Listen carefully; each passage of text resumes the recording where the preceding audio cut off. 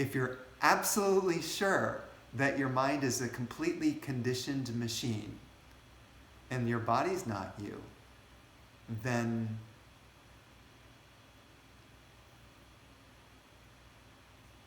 why hasn't our deeper experience changed? Why am I still acting like a human? And from the basis of that this world is real. It is a real thing in which I have to be scared. What I mean by scared is like if a tiger came and rushed at me, I'd be scared. Or if a person wanted to verbally abuse me, I'd be scared. You know, that sort of like fear. Why? Because if I knew it was all a dream, think about this. When you fall asleep at night and you have a dream in which you are a specific character in the dream, and you know you're there, you're in it, and it's real to you, and you know, if a tiger is chasing you, you're scared. Or if someone's mean to you, then you feel hurt, or whatever it is that happens in the dream. Or let's say you have a very sensual experience, you get very excited. That's equally as real as what's happening right now.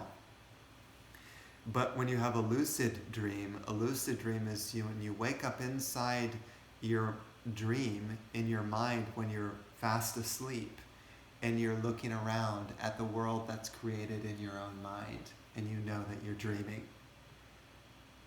That is the same idea as what's happening now.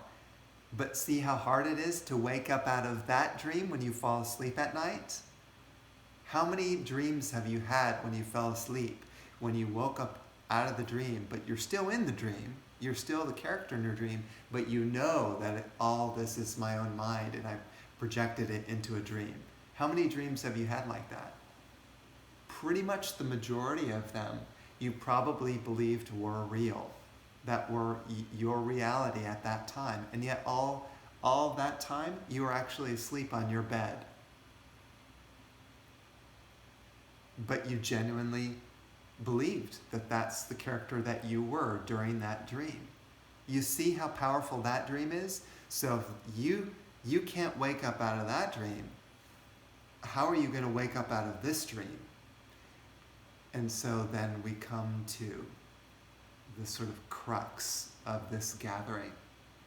The sort of, what do they call it? Le piece de Resistance. Le piece de resistance. The sort of pinnacle of spiritual contemplation, which is when you question this I and realize that it is also a sort of ghost or a dream, just like in the character that's made up inside your own dream when you fall asleep.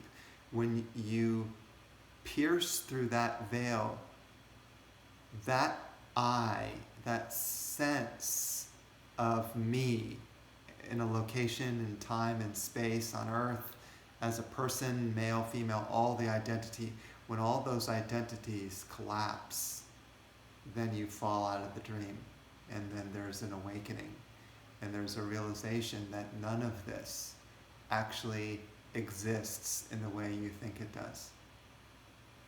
That your true self pervades everything, yet is nothing at the same time. And that's a sort of a way to put it that's not actually accurate, but your doer and your experiencer and your thinker die. And you are gone, and there's a sense of consciousness being infinite and everywhere. And when you have that realization deep, deep within, then literally your consciousness knows what's going on the other side of the universe, and in another dimension, in another time, another space. It knows the very nature of the universe and existence itself. And this also may sound radical. You become God. one could say that may not be a good term for you, but you become divine. Your consciousness has merged into the infinite, and you are the infinite. Not just that you're still functioning from an individual standpoint and you don't, it's like kind of like this. Christ had control of the elements. When he stood up in that boat against the storm and he puts his hand out and he says, be at peace, and the whole storm and the ocean calms down.